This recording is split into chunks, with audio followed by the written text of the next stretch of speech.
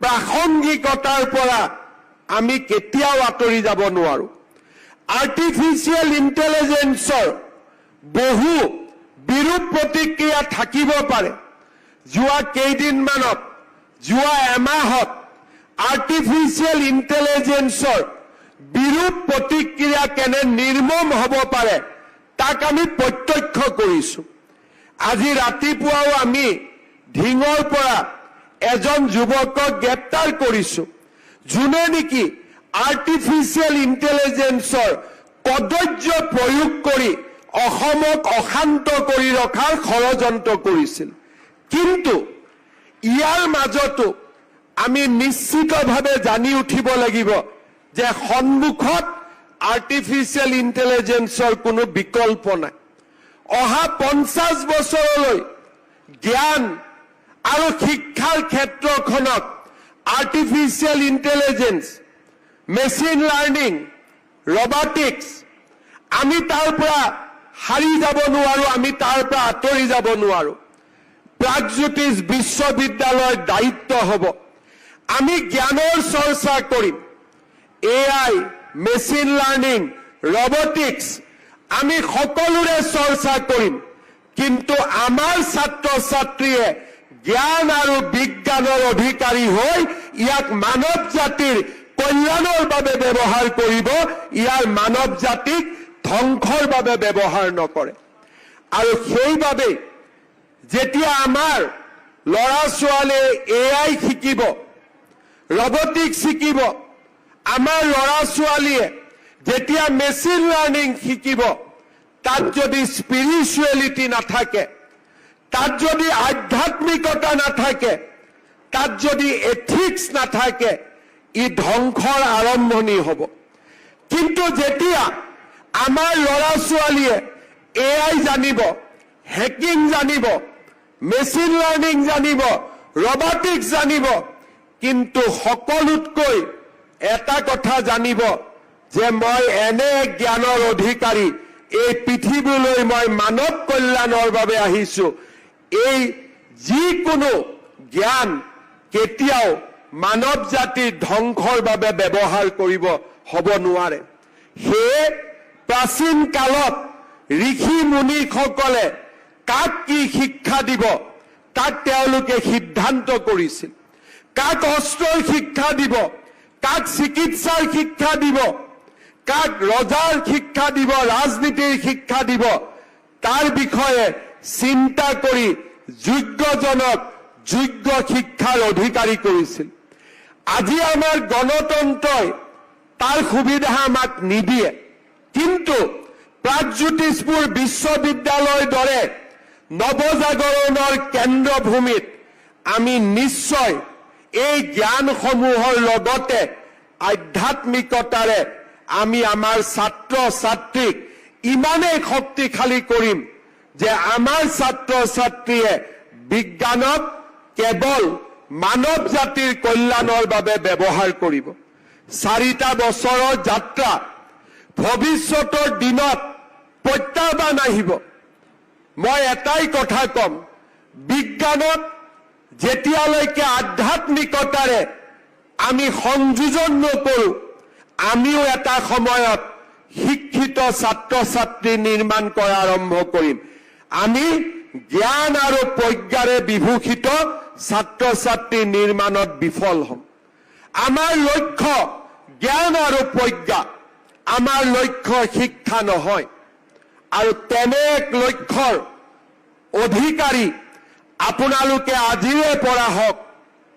আমাৰ লক্ষ্য পথৰ পৰা, কক্ষ পথৰ পৰা আমি বিচলি নাযাম, আমি আঁতৰি নাযাম। হয়তো কোনোবা এখন বিশ্ববিদ্যালয়ৰ দৰে 10,000 ছাত্ৰ ছাত্ৰী আমাৰ নহ'ব পাৰে, কিন্তু কোৱান্টিটিয়ে সমাজ কণ্ট্ৰোল নকৰে, কোৱালিটিয়ে সমাজ কণ্ট্ৰোল কৰে। তাক আমি প্ৰত্যেকটো স্তৰত আমি মনত ৰাখিব লাগিব। পুনৰ এবাৰ হৃদয়ৰ গভীৰতম কোণৰ পৰা সমস্ত মোৰ শৰীৰত থকা ইতিবাচক শক্তি, শৰীৰত নেতিবাচক আৰু ইতিবাচক দুইটাই শক্তি থাকে, ময়ো তাৰ ব্যতিক্ৰম নহয়, কিন্তু মোৰ শৰীৰত লুকাই থকা ঈশ্বৰে যিকণ ইতিবাচক চিন্তা শক্তি দিছে, সেই সমস্ত ইতিবাচক চিন্তা শক্তিৰে এই বিশ্ববিদ্যালয়খনত আগুৱাই যোৱাৰ, আকাশ চোৱাৰ শুভেচ্ছা জ্ঞাপন কৰি মই মোৰ বক্তব্যৰ সামৰণি মাৰিছো। ধন্যবাদ।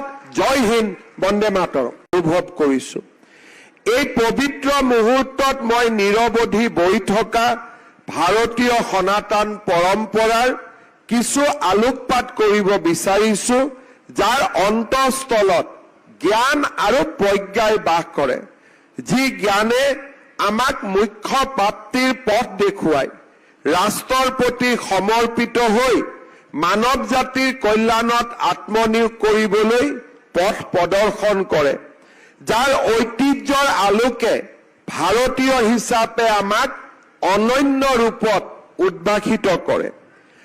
আমি যি সনাতন ভাৰতীয় পৰম্পৰাৰ উত্তৰাধিকাৰী, সেই সনাতনৰ অৰ্থ অতি ব্যাপক আৰু মহৎ।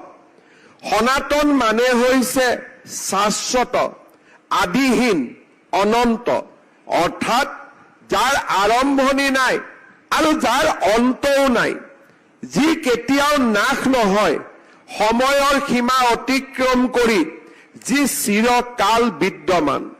সনাতন হৈছে শাশ্বত সত্য, যি সকলো পৰিৱৰ্তনৰ মাজতো অবিচল হৈ থাকে। উপনিষদ আৰু ভগৱদ গীতাত সনাতনৰ শব্দ আৰু অতি গভীৰ। ইয়াত সনাতন বুলি কৈছে ব্ৰহ্ম বা আত্মাক, যি অমৰ, যি অবিনাশী। সকলো নাম ৰূপ দেহ বস্ত সময়ৰ লগত সলনি হয়, কিন্তু ব্ৰহ্ম বা আত্মাৰ সলনি নহয়। ধৰ্মৰ অৰ্থ হৈছে যি ধৰে, যি বৰ্তাই ৰাখে, যি পোষণ কৰে। বেদত কয় ধাৰণাত ধৰ্ম ইতাহুহ, অৰ্থাৎ যিয়ে বিশ্বক ধৰি ৰাখে সেই ধৰ্ম। সেই সনাতন ধৰ্ম হৈছে সেই শাশ্বত নীতি, যিয়ে সৃষ্টিক ধৰি ৰাখে, যিয়ে জীৱনক সংগতি আৰু স্থিৰতা দিয়ে। উপনিষদে কয় মানুহৰ জীৱনৰ চূড়ান্ত লক্ষ্য হৈছে ব্ৰহ্মৰ জ্ঞান, অৰ্থাৎ নিজৰ ভিতৰৰ চিৰন্তন আত্মাৰ উপলব্ধি। যিবোৰ নৈতিক নীতি, ধ্যান, ধাৰণা, সাধনা, আচৰণে মন শুদ্ধ কৰে, জ্ঞানৰ পথেৰে, আলোকৰ পথেৰে আমাক আগুৱাই লৈ যায়, সেই হ'ল ধৰ্ম। সেই অনুসৰে যি জীৱন পদ্ধতিয়ে মানুহক আত্মজ্ঞানৰ দিশে লৈ যায়, সেই পথেই হৈছে সনাতন হিন্দু ধৰ্ম। সনাতন ধৰ্ম কেৱল এক ধৰ্মীয় আচাৰ আৰু নীতিয়ে নহয়, ই এক সাৰ্বজনীন জীৱন দৰ্শন। ইয়াৰ মূলতে আছে সত্য, অহিংসা, দয়া, সংযম আৰু প্ৰকৃতিৰ লগত একাত্মবোধৰ শিক্ষা। সনাতন ধৰ্মই কয় সকলো জীৱতে ঈশ্বৰ আছে। মানুহ, প্ৰাণী, উদ্ভিদ সকলো এক চেতনা শক্তিৰ অংশ। সেয়েহে সনাতন ধৰ্ম মতে আমি নিশ্চিতভাৱে কম ই এক জীৱন যাপন, য'ত আমি মহাজীৱনৰ সৈতে একেটা সুৰতে সমাহিত হৈ থাকো। হিন্দু দৰ্শনে কয় আমি কেৱল এটা দেহ নহয়, আমি আত্মা, চিৰন্তন চেতন সত্তা, পৰমাত্মাৰ অংশ বিশেষ। দেহ আৰু মন ক্ষয় হয়, কিন্তু আত্মা অবিনাশী। সনাতন ধৰ্মই আমাক বাৰে বাৰে সোঁৱৰাই দিয়ে আমি অমৰ, আমাৰ আত্মা পবিত্ৰ আৰু এটা মুক্ত সত্তা। সনাতন ধৰ্মৰ আধাৰত গঢ় লোৱা ভাৰতীয় চৈতন্যই জ্ঞানৰ সাধনাকে ভাৰতৰ মুখ্যতম ধৰ্ম বুলি স্বীকৃতি দিছে। সনাতন সভ্যতাত এনে মহৎ ধাৰণা এইবাবে উদ্ভৱ হৈছিল যে অতীজৰে পৰা এই পবিত্ৰ ভাৰত ভূমিত নৈতিকতা, দৰ্শন, সাহিত্য, বিজ্ঞান আৰু সংস্কৃতিৰ প্ৰতি আমাৰ দেশৰ জনতাই সদায়ে গভীৰতম শ্ৰদ্ধা পোষণ কৰিছিল। প্ৰাচীন ভাৰতীয়সকলে কৈছিল, ন হি জ্ঞানেন সদৃশং পবিত্ৰমেহ বিদ্যতে, অৰ্থাৎ জ্ঞানৰ দৰে পবিত্ৰ আৰু আন একো বিষয় এই পৃথিৱীত নাই। ভাৰতীয় সনাতন সভ্যতাত শিক্ষাৰ মূল উদ্দেশ্য হৈছে মুখ্য প্ৰাপ্তি। কিন্তু এই মুখ্য প্ৰাপ্তিৰ পথ তপস্যা বা সন্ন্যাস নহয়। আমাৰ প্ৰাচীন পৰম্পৰাবোৰত ধৰ্ম লগতে কৰ্ম, জ্ঞান আৰু ভক্তিৰ জৰিয়তে মুখ্য প্ৰাপ্তিৰ বিষয়ে উল্লেখ কৰা হৈছিল। আৰু এই নীতিসমূহৰ আধাৰতে প্ৰাচীন ভাৰতত তক্ষশিলা, শ্ৰীধন্য কটক, নালন্দা, উদান্তপুৰী, দেৱবিহাৰ, বিক্ৰমশিলা আৰু উজ্জয়িনী এই 6খন বিশ্ববিদ্যালয়ে শিক্ষাৰ উৎকৃষ্টতম পাণ কেন্দ্ৰ ৰূপে গঢ় লৈ উঠিছিল।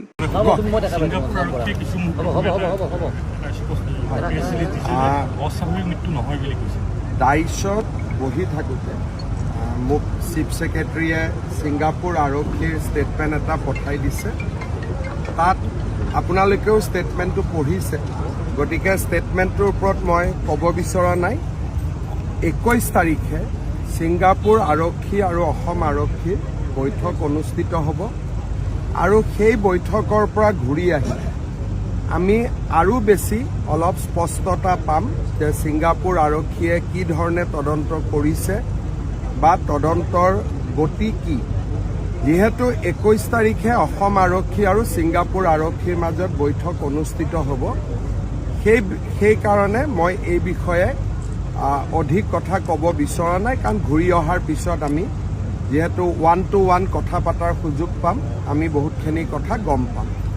ৰাতিপুৱা ছিংগাপুৰৰ চৰকাৰে ভাৰত চৰকাৰলৈকে এখন তেওঁলোকে এম্বেচি লেংগুৱেজ থাকে, অসমৰ পৰা তেওঁলোকৰ পলিটিকেল লিডাৰৰ ফেচবুক বা টুইটাৰত অসমৰ পৰা বিভিন্ন ধৰণে বিভিন্ন কথা পোষ্ট কৰি থকাৰ কাৰণে তেওঁলোকে অসন্তুষ্টি ব্যক্ত কৰিছে আৰু ছিংগাপুৰ চৰকাৰেও অসম চৰকাৰক অনুৰোধ কৰিছে যাতে আমি অসমৰ ৰাইজক অনুৰোধ কৰোঁ যাতে ছিংগাপুৰৰ পলিটিকেল লিডাৰৰ টুইটাৰ বা ফেচবুকত আমি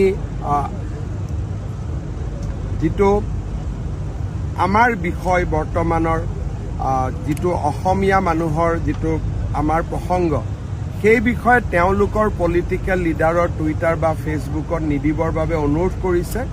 আৰু তেওঁলোকে আমাক প্ৰতিশ্ৰুতি দিছে যে আমি অসম আৰক্ষীৰ লগতো কথা পাতিম আৰু 3 মাহ পিছত আমাৰ যিখন তদন্তৰ প্ৰতিবেদন তাক আমি ৰাজহুৱাও কৰি তাৰ প্ৰতিলিপিও আপোনালোকক দিম।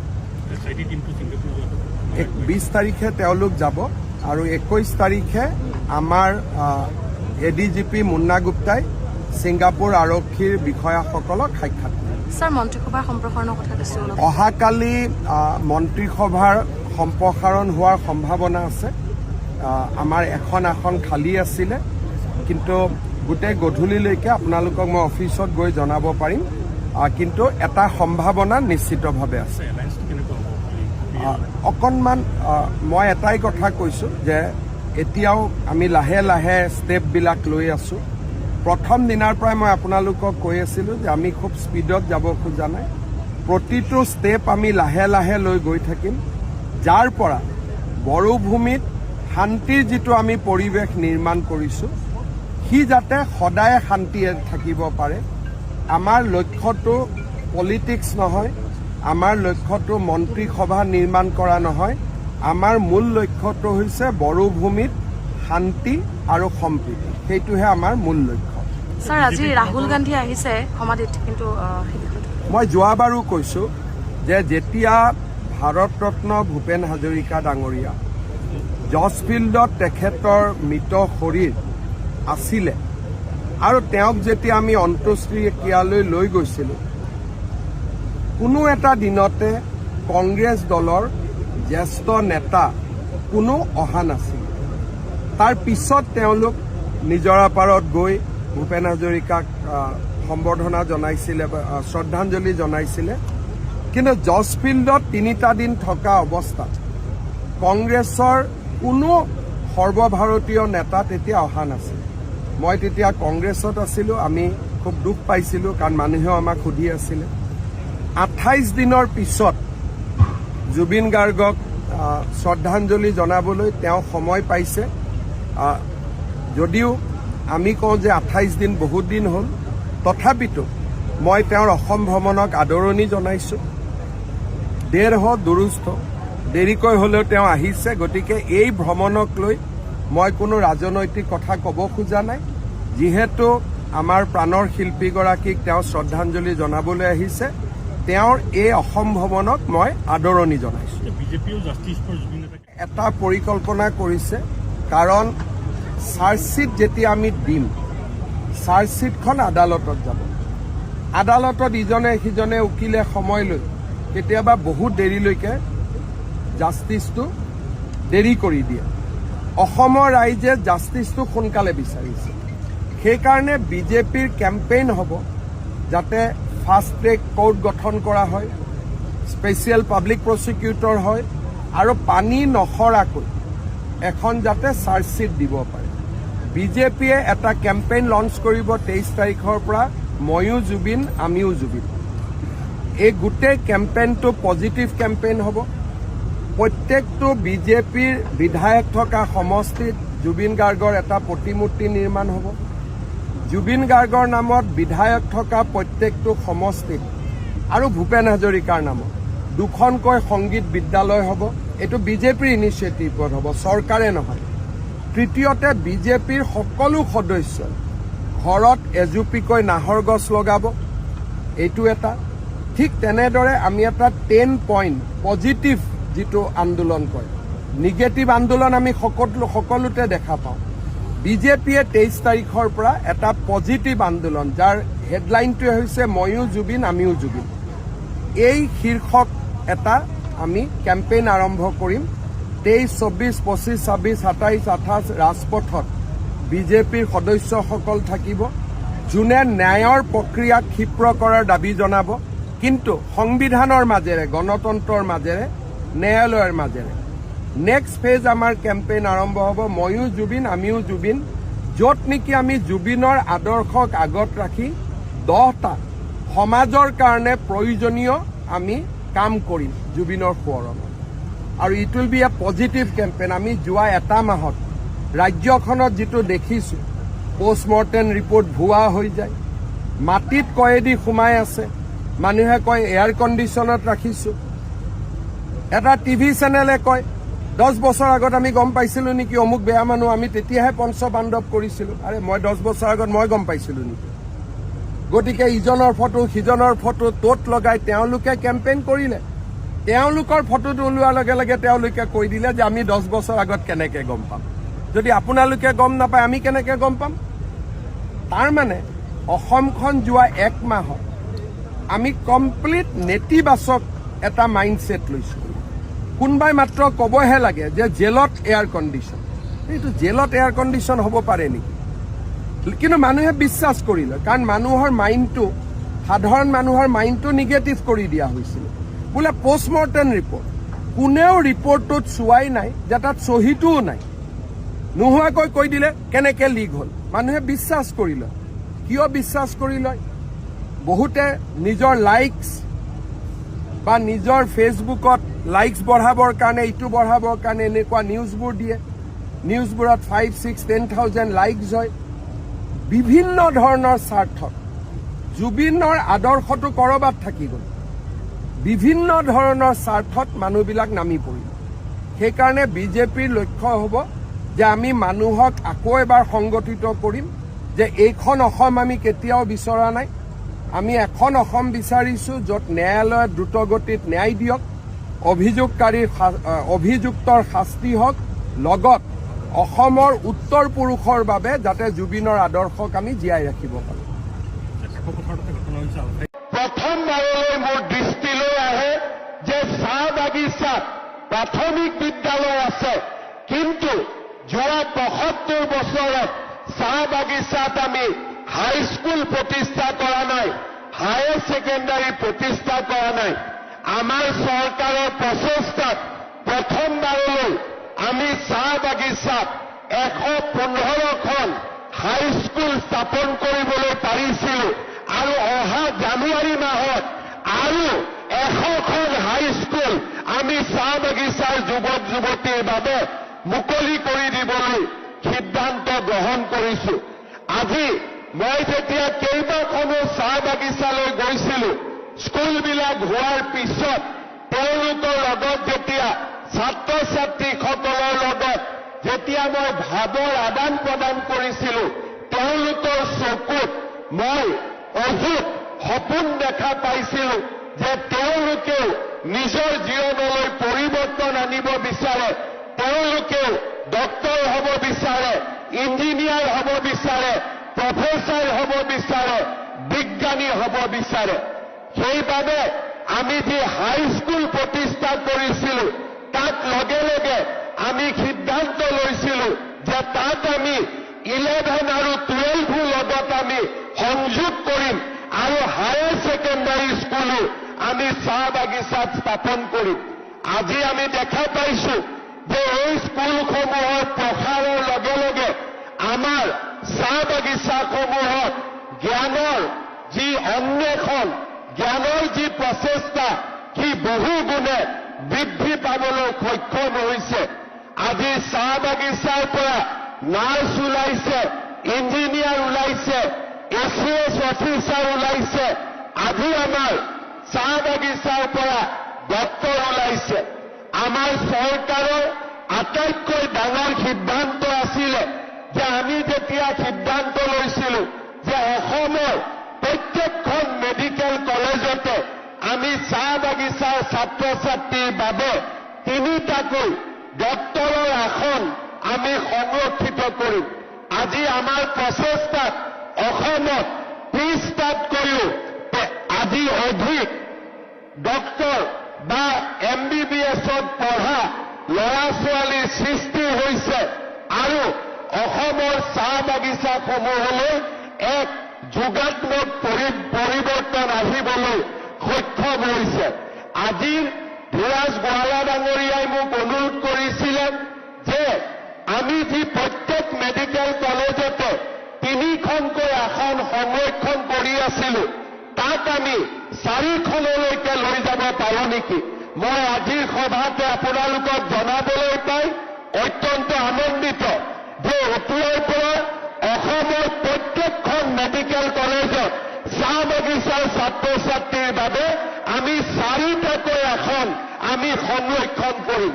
ইয়াৰ ফলত আজি আমাৰ অসমত 14খন মেডিকেল কলেজ আছে।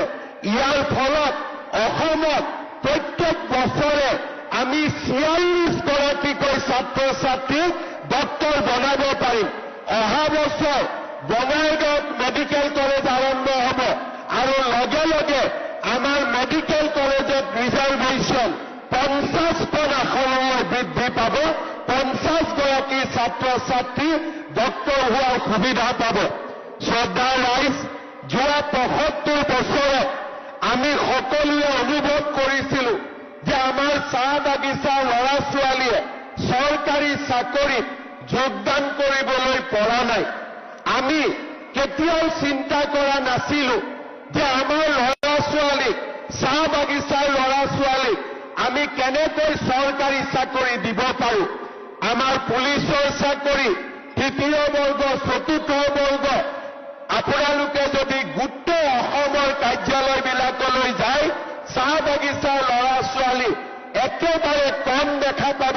চাহ বাগিচাৰ ল'ৰা ছোৱালীৰ মাজত শিক্ষক নাছিলে, শিক্ষয়িত্ৰী নাছিলে, 3য় বৰ্গৰ কৰ্মচাৰী নাছিলে, 4ৰ্থ বৰ্গৰ কৰ্মচাৰী নাছিলে।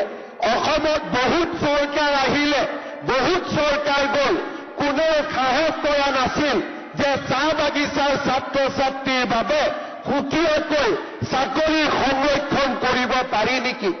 আমাৰ চৰকাৰে প্ৰচেষ্টা ল'লে, আৰু আজি প্ৰথমবাৰৰ বাবে চৰকাৰী চাকৰিত আমি 3% ল'ৰা ছোৱালীৰ বাবে চাহ বাগিচাৰ ল'ৰা ছোৱালীৰ বাবে চাকৰি সংৰক্ষণ কৰিলো। অহা নৱেম্বৰ মাহত চাহ বাগিচাৰ 1000তকৈও বেছি ল'ৰাই আমাৰ পৰা নিয়োগ পত্ৰ পাবলৈ সক্ষম হ'ব। যি কাম চাহ বাগিচাৰ 200 বছৰীয়া জীৱন যাত্ৰাৰ কালত নকওঁ, যোৱা 75 বছৰৰ জীৱন যাত্ৰাত কেতিয়াও সম্ভৱ হোৱা নাছিল। চাহ বাগিচাৰ লাইনৰ ৰাস্তা পকীকৰণ, চাহ বাগিচাৰ দুখীয়া জনগণৰ বাবে প্ৰধানমন্ত্ৰীৰ ঘৰৰ স্বীকৃতি দিয়া আৰু চাহ বাগিচাৰ যুৱক যুৱতীসকলৰ বাবে আমি বিভিন্ন ধৰণে আত্মনিৰ্ভৰশীলতাৰ বাবে আৰ্থিক অনুদান আগবঢ়োৱা, এনে ব্যৱস্থাবিলাক যোৱা 75 বছৰৰ সময়ছোৱাত আমি চিন্তা কৰিব পৰা নাছিলো। এইবাৰ প্ৰথমবাৰৰ বাবে আমাৰ চৰকাৰৰ দিনত চাহ বাগিচাৰ লাইনবিলাক পকী হ'ল। প্ৰথমবাৰৰ বাবে চাহ বাগিচাত বিশুদ্ধ খোৱা পানী যোগানৰ প্ৰচেষ্টা চলিলে। প্ৰথমবাৰৰ বাবে আমি চাহ বাগিচাৰ যুৱক যুৱতীৰ বাবে বৰৰাজ পানিকা আত্মনিৰ্ভৰশীলতা আঁচনিৰ দৰে বিভিন্ন আঁচনি আমি আজি আৰম্ভ কৰিবলৈ সক্ষম হৈছো। এতিয়া আমি চাব লাগিব যে ইয়াৰ পৰা আমি কলৈকে যাম, ইয়াৰ পৰা আমি আৰু কিমান নতুন দিনলৈ আমি যাত্ৰা আৰম্ভ কৰিম। মোৰ মনত এটাই সদায় মই চিন্তা কৰোঁ যে অসমৰ 40 লাখ চাহ বাগিচাৰ আমাৰ যি জনতা আছে, আমাৰ যি জনগণ আছে, তেওঁলোকক যদি আমি সমাজৰ বহল বুকুলৈ আগুৱাই লৈ যাব নোৱাৰো, তেনেহলে সামগ্ৰিকভাৱে অসম কেতিয়াও আগবাঢ়ি যাব নোৱাৰে। আজি নদুৱাৰ সমষ্টিত 31,045 গৰাকী মহিলাৰ মাজত মহিলা উদ্যমিতা আঁচনিৰ পুঁজি আমি বিতৰণ কৰিলোঁ আৰু শোণিতপুৰ জিলাৰ 2টা সমষ্টিত এতিয়ালৈকে আমাৰ বিতৰণ হৈ গ'ল, ঢেকীয়াজুলি আৰু নদুৱাৰ। পৰৱৰ্তী সময়ত আমি ৰাঙাপাৰা, বৰচলা আৰু তেজপুৰ সমষ্টিতো পুঁজি বিতৰণৰ ব্যৱস্থা হাতত ল'ম।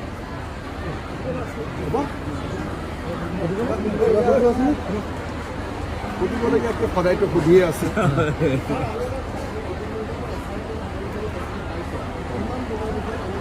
আমি জুবিন গাৰ্গৰ, মই আজি আৰু আপোনালোকক দুৰ্ঘটনা বুলি কোৱা নাই, জুবিন গাৰ্গৰ হত্যাকাণ্ড চাৰ্জশ্বিট আমি 17 ডিচেম্বৰৰ আগতে দিব লাগে।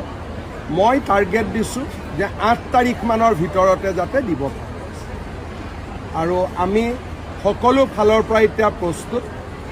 বিদেশত যদি কিবা ঘটনা হয়, চাৰ্জশ্বিট দিয়াৰ আগতে গৃহ মন্ত্ৰালয়ৰ এটা অনুমোদন লাগে।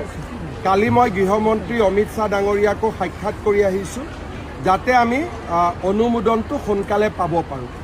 গতিকে মই ভাবোঁ যে অহা 3-4 দিনৰ ভিতৰতে SITয়ে MHAলৈকে লিখিব, মিনিষ্ট্ৰী অফ হোম এফেয়াৰ্ছলৈকে অনুমোদন আমি পাই যাম আৰু লগে লগে আমি লাষ্ট ডেট 8-9-7 আমি চাৰ্জশ্বিট দি দিম। আমি অসম চৰকাৰ এটকাও দিয়া না না না অসম চৰকাৰ, আপোনালোকে RTI মাৰিব পাৰে, অসম চৰকাৰ একো নাই। মইতো নাজানো, কিন্তু মই জানো যে অসম চৰকাৰৰ কোনো বৰঙণি নাই। আৰু 2-এজন সাংবাদিক গৈছিল, কিন্তু 2-এজন সাংবাদিক গৈছিলে আৰু বেংককতো গৈছিলে সাংবাদিক। আমি কোনো যোৱা নাই। 25 নৱেম্বৰত আমি বহু বিবাহৰ বিপক্ষে এখন আইন আনিম। কোনো ব্যক্তিয়ে যদি বহু বিবাহত আবদ্ধ হয় 7 বছৰ সশ্ৰম কাৰাদণ্ড হয়।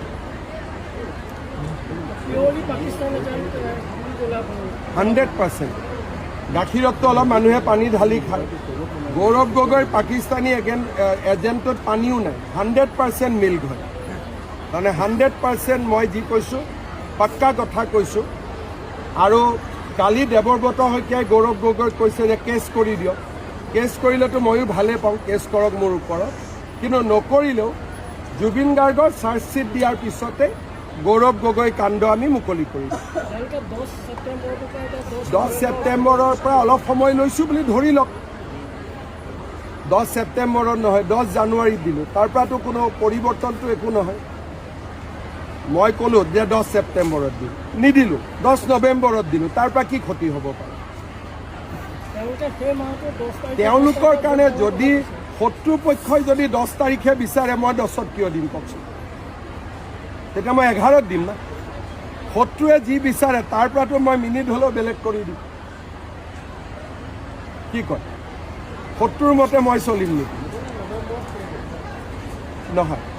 প্ৰথম জুবিন গাৰ্গৰ চাৰ্জশ্বিট দিয়াৰ আগতে এইবিলাক কথাত গ'লে মানুহে বেয়া পাব। জুবিন গাৰ্গক ন্যায় প্ৰদানৰ প্ৰক্ৰিয়াটো পুলিচে সমাপ্তি কৰাৰ পিছত গৌৰৱ গগৈ।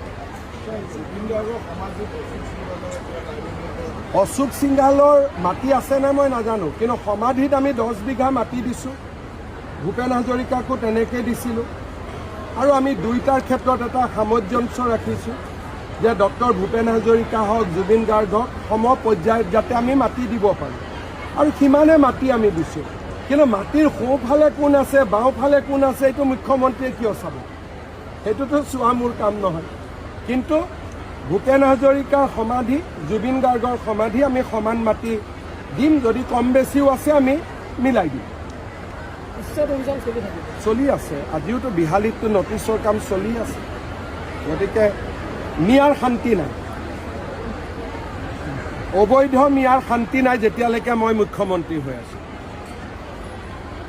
সমাধিত গৈ সেৱা কৰিলেও শান্তি নাই।